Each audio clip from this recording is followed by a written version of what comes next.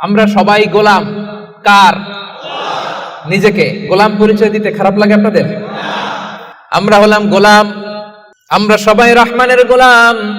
বিশ্বনবী তিনি নিজের পরিচয় দেওয়ার সময় সর্বপ্রথম বলতেন ইন্নী আব্দুল্লাহ, নিশ্চয় আমি আল্লাহর গোলাম। তারপরে বলতেন রাসূলুহু, আল্লাহর রাসূল। সুবহানাল্লাহ।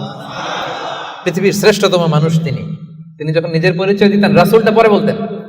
সব নবীরা, সব রাসূল নিজের পরিচয় দেওয়ার ক্ষেত্রে রাসূলটা পরে বলতেন, আগে কি বলতেন? আমি গোলাম। আবার বিশ্বনবী দোয়া করার সময় বলতেন আল্লাহুম্মা ইন্নী আবদুক ওয়া ইবনু আবদিক ওয়া ইবনু আমাতিক নাসিয়াতি বিয়াদিক মাদিন ফিয়া হুকমুক। আল্লাহ আমি আপনার গোলাম, গোলামের ঘরের গোলাম। দোয়া করতেন আল্লাহ আমি আপনার গোলাম, গোলামের ঘরের গোলাম, মানে আমার বাবা আব্দুল্লাহ আপনার গোলাম, বান্দির ঘরের গোলাম আমার মা আমিনা সেও আপনার গোলাম, আমরা সবাই আপনার গোলাম, ঠিক কিনা?